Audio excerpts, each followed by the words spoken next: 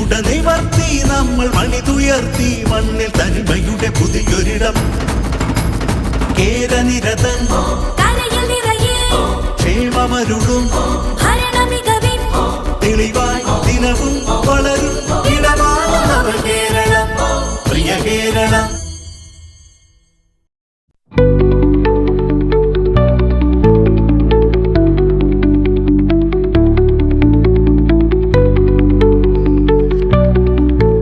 എല്ലാവർക്കും നമസ്കാരം.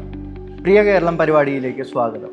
നമ്മൾ ഇന്ന് ചർച്ച ചെയ്യാൻ പോകുന്നത് ഈ കഴിഞ്ഞ 10 വർഷങ്ങൾക്കിടയിൽ നമ്മുടെ കേരളത്തിൽ സംഭവിച്ചിട്ടുള്ള വളരെ വലിയ മാറ്റങ്ങളെ പറ്റിയിട്ടാണ്. അത് വിദ്യാഭ്യാസ രംഗത്തിലാവട്ടെ, കാർഷിക രംഗത്തിലാവട്ടെ, അല്ലെങ്കിൽ മറ്റുള്ള പല രംഗങ്ങളിലും വന്നിട്ടുള്ള മാറ്റങ്ങളെ പറ്റിയിട്ടാണ് നമ്മൾ ഇന്നത്തെ പരിപാടി ചർച്ച ചെയ്യാൻ പോകുന്നത്.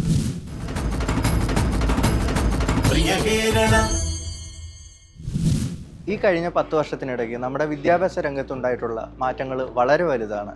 അതൊന്നും അറിയണമെങ്കിൽ നിങ്ങൾ പഠിച്ചിട്ടുള്ള സ്കൂളിലൊന്ന് ചെന്ന് നോക്കിയാൽ മതി. നമ്മുടെ സർക്കാർ വിദ്യാലയങ്ങൾ എന്തുമാത്രം മെച്ചപ്പെട്ടിട്ടുണ്ടെന്ന് നമുക്ക് കണ്ടാൽ തന്നെ മനസ്സിലാവും. അതുപോലെ തന്നെ കുട്ടികളുടെ വിദ്യാഭ്യാസ സമ്പ്രദായമാണെങ്കിൽ തന്നെ ടീച്ചേഴ്സിന് വേണ്ട ട്രെയിനിങ്ങുകൾ കൃത്യമായി കൊടുക്കുകയും അല്ലെങ്കിൽ അവരെ വായനയിലേക്ക് കൊണ്ടുവരികയും നമ്മൾ നേരത്തെ പറഞ്ഞ കണക്ക് കൃഷിയിലേക്ക് കൊണ്ടുവരികയൊക്കെ ശ്രമിക്കുന്നുണ്ട് അവർ. അപ്പോൾ വിദ്യാഭ്യാസ രംഗത്ത് വളരെ വലിയ മാറ്റങ്ങളാണ് ഈ 10 വർഷം കൊണ്ട് ഉണ്ടായിട്ടുള്ളത്.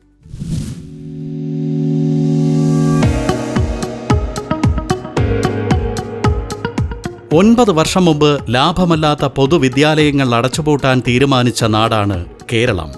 ആ ഇരുണ്ട കാലത്തെ പൊതുവിദ്യാഭ്യാസ സംരക്ഷണ യജ്ഞം എന്ന ഒരൊറ്റ പദ്ധതിയിലൂടെ പ്രകാശഭരിതമാക്കിയ ഒന്നാം പിണറായി വിജയൻ സർക്കാർ കേരളത്തിലെ സ്കൂൾ വിദ്യാഭ്യാസ രംഗത്തുണ്ടാക്കിയ മാറ്റം ഇപ്പോൾ രാജ്യത്തിന് മാതൃകയാണ്.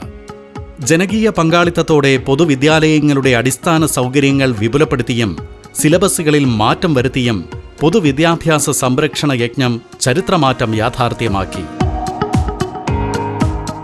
അക്കാദമിക തലത്തിലും വിദ്യാലയങ്ങളിലെ ഭൗതിക സാഹചര്യങ്ങളിലും മാറ്റം വരുത്തിയ സർക്കാർ വിദ്യാഭ്യാസ പ്രക്രിയയെ അതിവേഗം സാങ്കേതികവിദ്യയിൽ അധിഷ്ഠിതമാക്കി.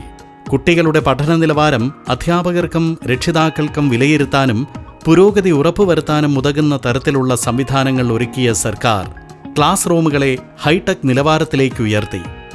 ആദ്യത്തെ 4.5 വർഷം കൊണ്ട് 1339 വിദ്യാലയങ്ങളാണ് ഒന്നാം പിണറായി വിജയൻ സർക്കാർ ഹൈടെക്കായി മാറ്റിയത്. ഇതിലൂടെ ദൃശ്യ ശ്രാവ്യ മാധ്യമങ്ങളുടെ സഹായത്തോടെ പാഠഭാഗങ്ങൾ കുട്ടികളുടെ മുന്നിലെത്തി.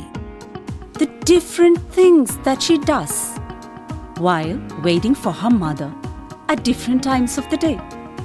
Let's read the story. When will Amma be back? Roja is sad. ഇതാണ് നമ്മുടെ ഇംഗ്ലീഷ് ലാംഗ്വേജിലാണ്. കുട്ടികളുടെ ഭാഷാ പ്രയോഗങ്ങൾ വർദ്ധിപ്പിക്കാനും അവർക്ക് ഇംഗ്ലീഷ് വായിക്കാനും കേൾക്കാനും പറയാനും എല്ലാത്തിനും വേണ്ടിയാണ് ഈ കമ്പ്യൂട്ടർ ലാബ് LP സ്കൂളിൽ നടത്തിയിരിക്കുന്നത്. കുട്ടികളുടെ ഭാഷകൾ വർദ്ധിപ്പിക്കാൻ ഇത് നന്നായി പ്രയോജനപ്പെടും. ഇംഗ്ലീഷ് ഭാഷകൾ കുട്ടികൾക്ക് അറിയാത്ത കുട്ടികൾക്കും അറിയാവുന്ന കുട്ടികൾക്കും ഇത് വീണ്ടും വീണ്ടും പഠിക്കാനായി ഒരു പ്രയോജനമാകും. വിദ്യാകിരണം പദ്ധതിയുടെ ഭാഗമായി രണ്ടാം പിണറായി വിജയൻ സർക്കാർ സുമനസ്സുകളുടെ സഹകരണത്തോടെ സാമ്പത്തികമായി പിന്നാക്കം നിൽക്കുന്ന കുട്ടികൾക്ക് ഡിജിറ്റൽ വിദ്യാഭ്യാസം സാധ്യമാക്കിയതിനൊപ്പം സംവാദാത്മക പഠനവും ഉറപ്പുവരുത്തുകയാണ്. വായനയുടെ പ്രാധാന്യം കണക്കിലെടുത്ത് വിദ്യാലയങ്ങളിൽ ഡിജിറ്റൽ ലൈബ്രറികളും പൊതു ഇടങ്ങളും ഉറപ്പുവരുത്തിയ സർക്കാർ സ്കൂൾ അന്തരീക്ഷം ശിശു സൗഹൃദവും പരിസ്ഥിതി സൗഹൃദവുമാക്കുന്നതിനായി ജൈവ പച്ചക്കറികൾ ഉൽപ്പാദിപ്പിക്കൽ, മാലിന്യ സംസ്കരണം എന്നിവയ്ക്കായി കുട്ടികളുടെ പങ്കാളിത്തത്തോടെ പദ്ധതികൾ നടപ്പിലാക്കി.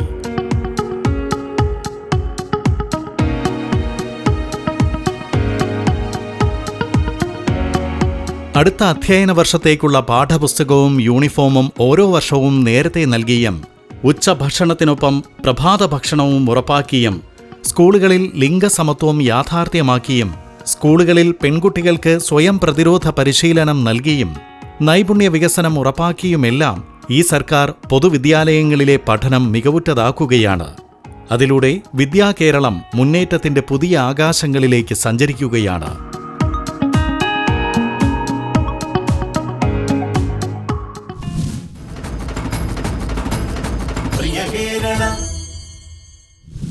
ഈ കഴിഞ്ഞ 10 വർഷത്തിനിടയ്ക്ക് നമ്മുടെ ടൂറിസം മേഖലയിൽ ഉണ്ടായിട്ടുള്ള മാറ്റങ്ങൾ വളരെ വലുതാണ്.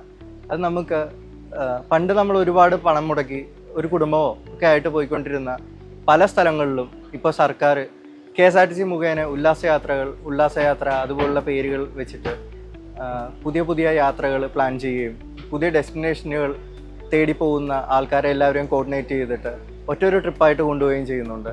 അതല്ലാതെ ഡെസ്റ്റിനേഷൻ വെഡ്ഡിങ്ങുകൾ, ബോട്ട് സർവീസുകൾ, ഇപ്പോൾ ആലപ്പുഴയാണെങ്കിൽ സീ കുട്ടനാട്, സീ കൊല്ലം അങ്ങനെയുള്ള സർവീസുകളൊക്കെ ആരംഭിച്ചു. അത് നമ്മുടെ നാട്ടിലുള്ളവർ മാത്രമല്ല, അന്യ സംസ്ഥാനത്തുള്ളവരാണെങ്കിലും ഇൻ്റർനാഷണലി വരുന്നവരാണെങ്കിലും അട്രാക്റ്റ് ചെയ്യാനായിട്ട് ഒരുപാട് മേന്മകൾ ഉണ്ടാക്കിയിട്ടുണ്ട്. അപ്പോൾ ടൂറിസം മേഖലയിൽ അതിഗംഭീരമായിട്ടുള്ള മാറ്റങ്ങളാണ് ഈ 10 വർഷത്തിനിടയ്ക്ക് നമ്മുടെ കേരളത്തിൽ സംഭവിച്ചിട്ടുള്ളത്. പുഴകളും നദികളും പൂക്കളും കാടും മേടുമുള്ള നാടാണ് കേരളം. വനവും കടലും കായലോരവുമൊക്കെ നിറഞ്ഞതാണ് നമ്മുടെ വിനോദസഞ്ചാര ഭൂപടം. പർവ്വത മേഖലയിൽ നിന്നും താഴ്വാരത്തേക്കും സമതല പ്രദേശങ്ങളിലേക്കും വേഗത്തിൽ സഞ്ചരിക്കാൻ കഴിയുമെങ്കിലും വിനോദസഞ്ചാരികൾക്ക് കേരളം ദിവസങ്ങളോളം സഞ്ചരിച്ച് കാണേണ്ട സൗന്ദര്യ കാഴ്ചയാണ്. അതിനായി കാരവൻ ടൂറിസം മുതൽ ഹെലി ടൂറിസവും ബജറ്റ് ടൂറിസവും വരെ നടപ്പിലാക്കിയ സംസ്ഥാനമാണ് കേരളം. അതിൽ സാധാരണക്കാരന്റെ വിനോദയാത്രയുടെ വിശ്വാസമാർഗമാണ് KSRTCയുടെ ബജറ്റ് ടൂറിസം.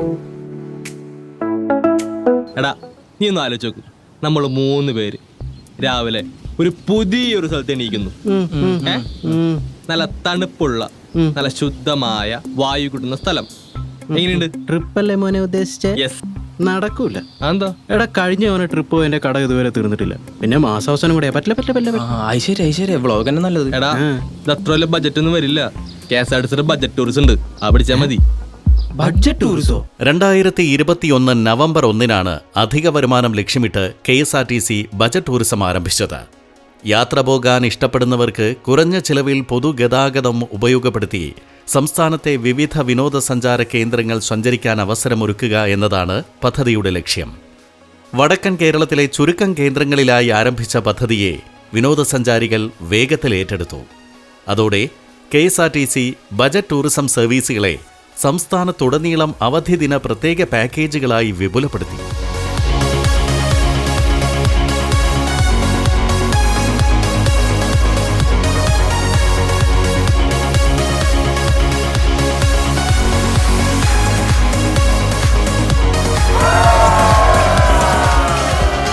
ബജറ്റ് ടൂറിസം പദ്ധതി 3 വർഷം പിന്നിടുമ്പോൾ സ്വദേശികളും വിദേശികളുമായ 7 ലക്ഷത്തിലധികം യാത്രക്കാർക്ക് ഉല്ലാസയാത്ര സമ്മാനിച്ച പദ്ധതിയിലൂടെ ഇതിനകം 30 കോടിയിലധികം രൂപയാണ് KSRTCക്ക് വരുമാനമായി ലഭിച്ചത്.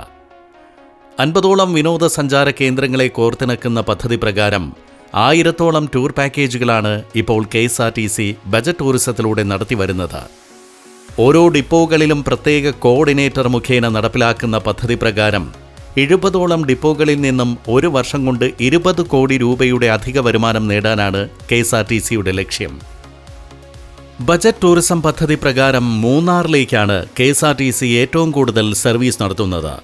വയനാട്ടിലെ കുറുവ ദ്വീപ്, ബാണാസുര ഡാം, വാഗമൺ, കുമരകം, നെല്ലിയാമ്പതി, തുമ്പൂർമുഴി, അതിരപ്പള്ളി, വാഴച്ചാൽ, പെരുവണ്ണാമുഴി, ജാനകിക്കാട്, അകലാപ്പുഴ തുടങ്ങിയ വിനോദസഞ്ചാര കേന്ദ്രങ്ങളിലേക്ക് യാത്ര ചെയ്യാനും സഞ്ചാരികൾ ഏറെ താൽപ്പര്യം പ്രകടിപ്പിക്കുന്നു. പത്തനംതിട്ടയിലെ വനമേഖലയായ ഗവിയിലേക്ക് ബജറ്റ് ടൂറിസം പാക്കേജ് ഉപയോഗപ്പെടുത്തി യാത്ര ചെയ്യാൻ സഞ്ചാരികളുടെ കുത്തൊഴുക്കാണ്. പത്തനംതിട്ടയിൽ നിന്ന് ആരംഭിക്കുന്ന സർവീസ് മണിയാർ, മൂഴിയാർ, കക്കി, ആനത്തോട് വഴി ഗവിയിലെത്തും.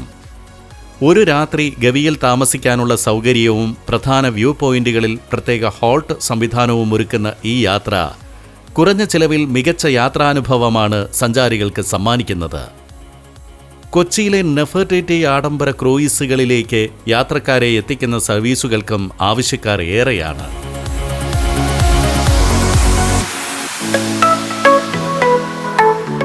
ഇതേവരെ 6000ഓളം വിനോദസഞ്ചാര സർവീസുകൾ നടത്തിയ KSRTC വാരാന്ത്യ ടൂർ പാക്കേജുകൾക്കാണ് ബജറ്റ് ടൂറിസത്തിലൂടെ പ്രാധാന്യം നൽകി വരുന്നത്. പോകുന്ന സ്ഥലങ്ങളെക്കുറിച്ച് യാത്രയിലുടനീളം കണ്ടക്ടറോ ഡ്രൈവറോ വിവരണം നൽകുന്ന പദ്ധതിയിൽ ഡബിൾ ഡെക്കറിലെ നഗര കാഴ്ചകൾ വരെ ഉൾപ്പെടുന്നു. ബസ്സിനുള്ളിൽ പാട്ടും നൃത്തവുമായി കുറഞ്ഞ ചിലവിൽ ആഘോഷപൂർവ്വം നടത്തുന്ന ഉല്ലാസയാത്രകൾ വിദ്യാർത്ഥികൾക്കും യുവജനങ്ങൾക്കും ഏറെ പ്രിയപ്പെട്ടതായി മാറിക്കഴിഞ്ഞു. ജനങ്ങൾക്ക് സുഗമവും സുരക്ഷിതവുമായ യാത്രയൊരുക്കുന്ന KSRTC ഈ രംഗത്തും കൂടുതൽ ജനവിശ്വാസം നേടിയെടുക്കുകയാണ്.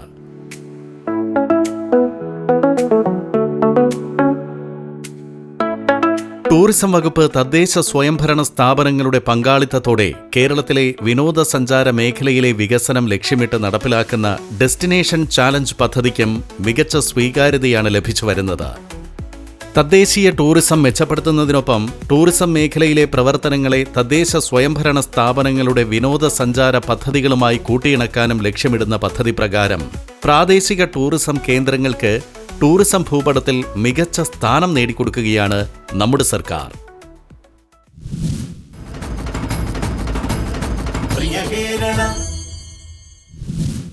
ഈ കഴിഞ്ഞ 10 വർഷങ്ങൾക്കിടയിൽ നമ്മുടെ ആരോഗ്യരംഗത്തേക്ക് നോക്കിക്കഴിഞ്ഞാൽ ഉണ്ടായിട്ടുള്ള മാറ്റങ്ങൾ വളരെ വലുതാണ്. കാരണം മുൻപ് നമ്മുടെ നാട്ടിൻപുറത്തുണ്ടായിരുന്ന പല പ്രൈമറി ഹെൽത്ത് സെൻ്ററുകളുടെയും അവസ്ഥ ഭയങ്കര ദാരുണമായിരുന്ന അവസ്ഥയായിരുന്നു നമുക്ക് എല്ലാവർക്കും അറിയാം. പക്ഷേ ഇപ്പോൾ അവിടെ മരുന്നുകൾക്ക് ലഭ്യതയുണ്ട്. അതുപോലെ തന്നെ പല സേവനങ്ങളും ഇപ്പോൾ അവിടെ ലഭിച്ചു തുടങ്ങിയിട്ടുണ്ട്. അതുമല്ലാതെ നമ്മുടെ ജനറൽ ഹോസ്പിറ്റലുകളിൽ മെഷീൻസ്, ഇപ്പോൾ സ്കാനിങ്ങിന് ഉൾപ്പെടെയുള്ള മെഷീൻസും ലബോറട്ടറിയിലുള്ള ടെസ്റ്റുകളും ഒക്കെ ഒരുപാട് വർദ്ധിച്ചിട്ടുണ്ട്. ഇപ്പോൾ പുറത്ത് പണമില്ലാത്ത ആൾക്കാർ ഒരിക്കലും പോയി ഒരു ലാബിൽ പോയി നിൽക്കേണ്ടി വരുന്നില്ല. ഈ 10 വർഷങ്ങൾക്കിടയിൽ ആശുപത്രി വിസിറ്റ് ചെയ്തിട്ടുള്ള ആർക്കും മനസ്സിലാവുന്ന കാര്യമാണ് അത്. രാജ്യത്ത് ഏറ്റവും കൂടുതൽ സൗജന്യ ചികിത്സ നൽകിയതിന് 3 തവണ ദേശീയ പുരസ്കാരം നേടിയ സംസ്ഥാനമാണ് കേരളം.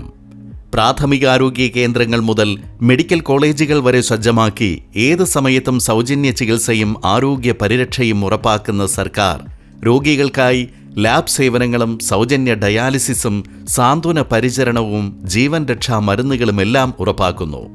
18 വയസ്സിന് താഴെയുള്ള കുട്ടികളുടെ ചികിത്സ ഉറപ്പാക്കാനായി ആരോഗ്യ കിരണം പദ്ധതി മുതൽ കിടപ്പ് രോഗികൾക്ക് പാലിയേറ്റീവ് നഴ്സുമാരുടെ സേവനം വരെ നൽകുന്ന പിണറായി വിജയൻ സർക്കാർ ഇതിനകം 30 വയസ്സിന് മുകളിലുള്ള 1.5 കോടിയോളം ജനങ്ങൾക്ക് വീടുകളിൽ തന്നെ ജീവിതശൈലി രോഗനിർണയം നടത്തി തുടർ ചികിത്സ ഉറപ്പാക്കി കഴിഞ്ഞു.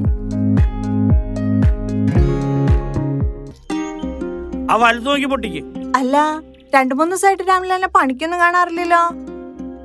ഭയങ്കര ചൂടുള്ള പനിയായിരുന്നു ചേച്ചി. എന്നിട്ടിപ്പൊ മാറിയോ? മാറി ചേച്ചി. നമ്മുടെ ഗവൺമെന്റ് ആശുപത്രിയിലെ ഡോക്ടറെ കണ്ടു, മരുന്നും ഫ്രീ ആയിട്ട് കിട്ടി, അസുഖവും മാറി.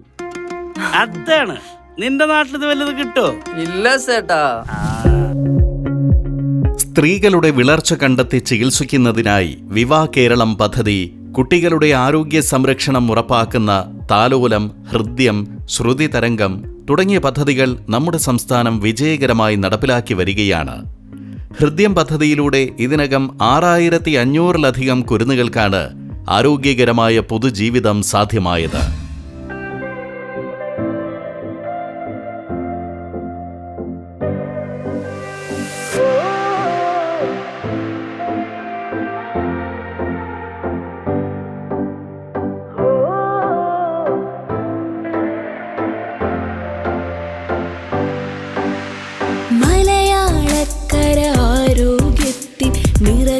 ചൂടും നേരം നഗരങ്ങളിലും ഗ്രാമങ്ങളിലും ആശ്വാസത്തിൻ പുഞ്ചിരികൾ, സഹജീവികൾ നാം ഒത്തുപിടിച്ചോരതിജീവന നവപാതകളിൽ ഇന്നും എന്നും ഒന്നായി നിൽക്കും.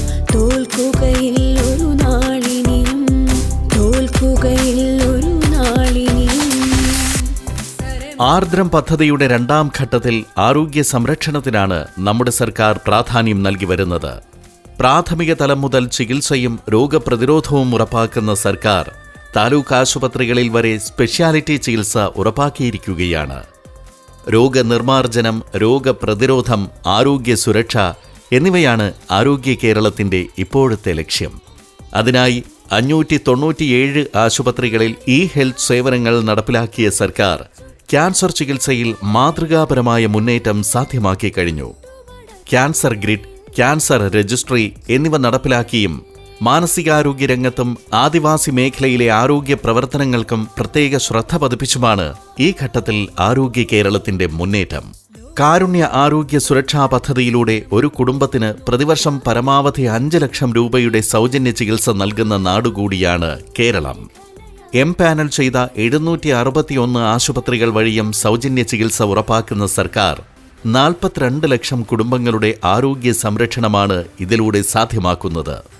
ചികിത്സാ ചിലവിന്റെ 90% സംസ്ഥാന സർക്കാർ വഹിക്കുന്ന ഈ പദ്ധതി ഉൾപ്പെടെ സൗജന്യ ചികിത്സകളും പരിശോധനകളും രോഗപ്രതിരോധ പ്രവർത്തനങ്ങളും കൊണ്ട് സജീവമായ ആരോഗ്യ കേരളം ഈ പതിറ്റാണ്ടിൽ ലോകത്തിന്റെ സവിശേഷ ശ്രദ്ധയിലേക്ക് കുതിച്ചുയരുകയാണ്.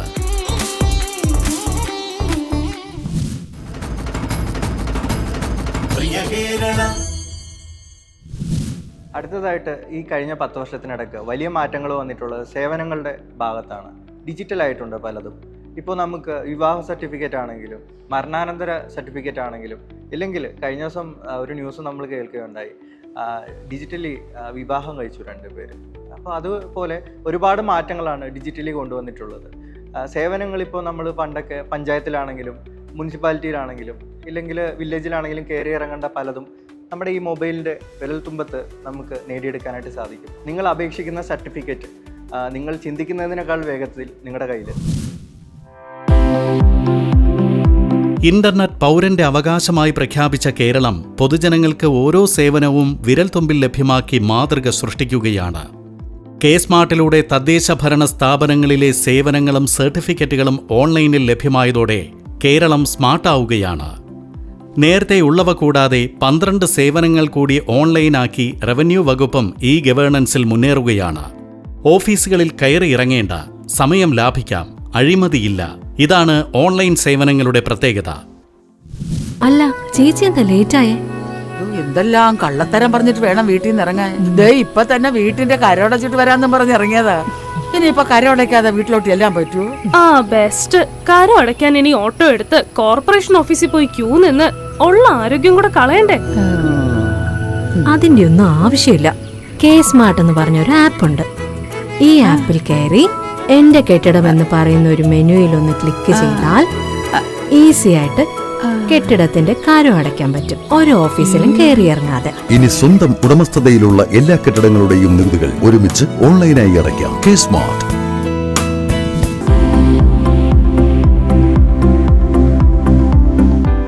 തദ്ദേശ ഭരണ സ്ഥാപനങ്ങളിലെ സേവനങ്ങളും സർട്ടിഫിക്കറ്റുകളും ഒറ്റ ക്ലിക്കിൽ ലഭ്യമാക്കാൻ 2ാം പിണറായി വിജയൻ സർക്കാർ 2024 ജനുവരി 1 തുടക്കമിട്ട പദ്ധതിയാണ് Kerala solutions for managing administrative reformation and transformation അഥവാ കെ-സ്മാർട്ട്. ജനന, മരണ, വിവാഹ രജിസ്ട്രേഷനുകൾ, ബിൽഡിംഗ് പെർമിറ്റ്, മറ്റ് സർട്ടിഫിക്കറ്റുകൾ, വസ്തുനികുതി അടയ്ക്കൽ തുടങ്ങിയ സേവനങ്ങളെല്ലാം ഓൺലൈനായി അപേക്ഷകന് നൽകുന്ന കെ-സ്മാർട്ട് സംവിധാനം വഴി അതിവേഗത്തിലാണ് സർട്ടിഫിക്കറ്റുകൾ വിതരണം ചെയ്യുന്നത്. കോർപ്പറേഷനുകളിലും മുനിസിപ്പാലിറ്റികളിലും ഓൺലൈൻ സേവനങ്ങൾ കെ-സ്മാർട്ടിന് കീഴിലാക്കിയതിന് പിന്നാലെ പഞ്ചായത്തുകളിലേക്കും കെ-സ്മാർട്ട് എത്തുകയാണ്. തിരുവനന്തപുരം ജില്ലാ പഞ്ചായത്ത്, നെടുമങ്ങാട് ബ്ലോക്ക് പഞ്ചായത്ത്, കരകുളം ഗ്രാമപഞ്ചായത്ത് എന്നിവിടങ്ങളിൽ കെ-സ്മാർട്ടിന്റെ പൈലറ്റ് റൺ ആരംഭിച്ചു കഴിഞ്ഞു. നിലവിൽ ഗ്രാമപഞ്ചായത്തുകളിൽ പ്രവർത്തിക്കുന്ന ILGMS സംവിധാനം മാറ്റിയാണ് കൂടുതൽ പരിഷ്കരിച്ച പതിപ്പായ കെ-സ്മാർട്ട് വിന്യസിക്കുന്നത്. ഏപ്രിൽ 1 സംസ്ഥാനത്തെ എല്ലാ പഞ്ചായത്തുകളിലേക്കും കെ-സ്മാർട്ട് എത്തുന്നതോടെ ഈ ഗവേണൻസ് രംഗത്ത് വിപ്ലവകരമായ മാറ്റമാണ് സാധ്യമാകുന്നത്.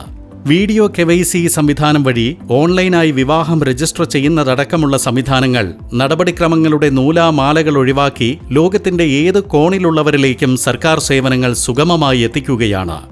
ജനങ്ങൾ വളരെ ഹാപ്പിയാണ്. ബിക്കോസ് ഞങ്ങളതൊരു average time taken for a birth certificate, death certificate, marriage, ഈ എല്ലാ സർട്ടിഫിക്കറ്റ്സിന് ആവറേജ് ടൈം എടുത്ത് നോക്കിയാൽ ചില മിനിറ്റുകൾ, 10 മിനിറ്റിന് താഴെയാണ് ഇതിന് ആവറേജ് ആയിട്ട് നമുക്ക് കിട്ടിയിരിക്കുന്നത്. അത് വലിയൊരു കാര്യമാണ്. കുറേ സമയം ഗവൺമെൻറ് ഓഫീസിൽ കയറി ഇറങ്ങേണ്ട ഒരു ഗതികേട് വരാൻ പാടില്ല എന്നുള്ളൊരു സതുദ്ദേശത്തോടെയാണ് കേരള ഗവൺമെൻറ് ഈ കെ-സ്മാർട്ട് ആപ്ലിക്കേഷൻ ഇൻഫർമേഷൻ കേരള മിഷനിലൂടെ സാധിച്ചിരിക്കുന്നത്. സമൂഹത്തിലെ നാനാതുറയിലുള്ളവർക്ക് ദൈനംദിന ജീവിതത്തിന് അത്യന്താപേക്ഷിതമായ 900-ലധികം സേവനങ്ങളാണ് റവന്യൂ വകുപ്പ് ഓൺലൈനായി നൽകി വരുന്നത്. 12 ഈ സേവനങ്ങൾ കൂടി കഴിഞ്ഞ വർഷം ഏർപ്പെടുത്തിയതോടെ സുതാര്യമായ ഭരണ നിർവഹണം ഉറപ്പുവരുത്തുന്നതിൽ വലിയ മുന്നേറ്റമാണുണ്ടായത്. പ്രവാസികൾക്ക് വിദേശത്തിരുന്ന് നികുതി അടയ്ക്കാനുള്ള സംവിധാനം, ഏതു ഭൂമിയുടെ വിവരങ്ങളും ഓൺലൈനായി തിരയാനുള്ള സൗകര്യം, KBT അപ്പീൽ ഓൺലൈൻ സംവിധാനം തുടങ്ങിയവയാണ് പുതുതായി ആരംഭിച്ച സേവനങ്ങൾ. ഭരണനിർവഹണത്തിന്റെ അടിസ്ഥാന കേന്ദ്രങ്ങളായ വില്ലേജ് ഓഫീസുകളെ നമ്മുടെ സർക്കാർ സ്മാർട്ട് ഓഫീസുകളായി ഉയർത്തിക്കഴിഞ്ഞു.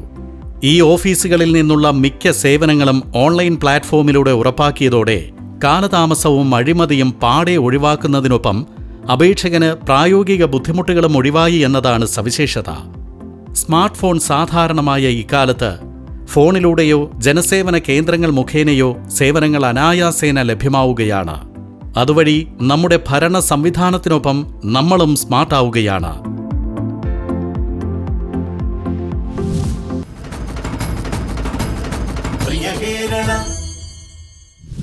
കാർഷിക രംഗത്തേക്ക് വന്നു കഴിഞ്ഞാൽ നമുക്ക് നമ്മുടെ നാട്ടിൽ തന്നെ ഒരുപാട് പച്ചക്കറികൾ ഉത്പാദിപ്പിക്കാനായിട്ട് ഇതിലൂടെ സാധിക്കുന്നുണ്ട്. അതുപോലെ തന്നെ സ്കൂളുകളിൽ കുട്ടികളെ കാർഷിക രംഗത്തേക്ക് കൊണ്ടുവരാൻ വേണ്ടിയിട്ട് സ്കൂളിൽ തോട്ടങ്ങൾ ഉണ്ടാക്കിയിട്ടുണ്ട്. ചില സ്കൂളുകളിലൊക്കെ അവിടെ കുട്ടികൾ ഉണ്ടാക്കിയിട്ടുള്ള പച്ചക്കറി കൊണ്ട് ചില കറികൾ പോലും ഉണ്ടാക്കാറുണ്ട്. അപ്പോൾ അതുമൊക്കെ നമ്മുടെ കാർഷിക രംഗത്ത് വന്നിട്ടുള്ള വളരെ വലിയൊരു മാറ്റമാണ്. പുതിയ തലമുറയെ കൃഷിയിലേക്ക് തിരിക്കാനുള്ള സർക്കാർ കണ്ടെത്തുന്ന പദ്ധതികൾ വളരെ വിലമതിക്കാനാവാത്ത, അല്ലെങ്കിൽ നമുക്ക് പറഞ്ഞു കഴിഞ്ഞാൽ ഭയങ്കരമായിട്ട് സംസാരിക്കേണ്ട ഒരു വിഷയമാണ് കാർഷിക രംഗത്തുണ്ടായിട്ടുള്ളത്. ഇനിയും മുന്നോട്ടുള്ള വർഷങ്ങളിൽ കൃഷിയെ സപ്പോർട്ട് ചെയ്യുന്ന രീതിയിൽ സർക്കാർ എല്ലാവിധ മുന്നേറ്റങ്ങളും നടത്തുമെന്ന് ഞാൻ പ്രതീക്ഷിക്കുന്നു.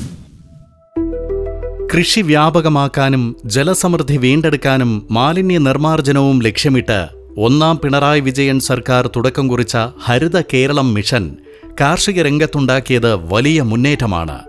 കൂടുതൽ പേരെ കൃഷിയിലേക്ക് എത്തിക്കാൻ സാധിച്ചെന്ന് മാത്രമല്ല, കാർഷികോൽപാദനത്തിൽ സ്വയം പര്യാപ്തത എന്ന വലിയ ലക്ഷ്യത്തിലേക്കുള്ള സുപ്രധാന ചുവടുവയ്പ് കൂടിയായി ഹരിത കേരളം മിഷന്റെ പ്രവർത്തനങ്ങൾ. അതുവഴി തരിശുകിടന്ന ഏക്കർ കണക്കിന് കൃഷിഭൂമിയിൽ പൊന്നു വിളയിക്കാനും നമുക്ക് സാധിച്ചു. കാർഷികോൽപാദനം മെച്ചപ്പെട്ടതിനൊപ്പം ഉൽപ്പന്നങ്ങൾക്ക് മെച്ചപ്പെട്ട വിപണി ഒരുക്കിക്കൂടിയാണ് സർക്കാർ കർഷകരെ ഒപ്പം ചേർത്തത്.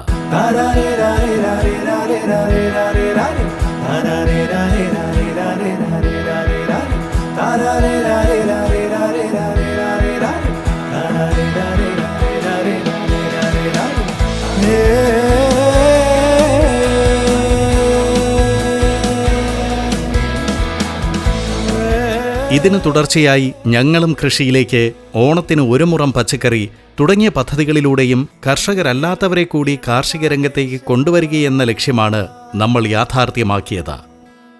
കുടുംബശ്രീ, തൊഴിലുറപ്പ് പദ്ധതി, ഹരിത കർമ്മസേന, റെസിഡൻസ് അസോസിയേഷനുകൾ, സഹകരണ സംഘങ്ങൾ തുടങ്ങിയവയിലെ അംഗങ്ങളും സ്കൂൾ കോളേജ് വിദ്യാർത്ഥികളുമെല്ലാം സംസ്ഥാന സർക്കാർ മുന്നോട്ടുവെച്ച വലിയ ലക്ഷ്യത്തിലേക്കെത്താൻ കൈകോർത്തപ്പോൾ നമുക്ക് വേണ്ട പച്ചക്കറി നമ്മൾ ഉൽപ്പാദിപ്പിക്കുകയെന്ന ലക്ഷ്യത്തിന്റെ ആദ്യ പടിയിലേക്ക് കൂടിയാണ് സംസ്ഥാനം ചുവടുവെച്ചത്. വിദ്യാലയങ്ങളിൽ ഹരിത ക്ലബ്ബുകൾ വഴി പച്ചക്കറി കൃഷി വ്യാപിപ്പിക്കുകയും നൂതന കൃഷി രീതികളെക്കുറിച്ച് കുട്ടികൾക്ക് അവബോധം നൽകുകയും ചെയ്യുന്നു.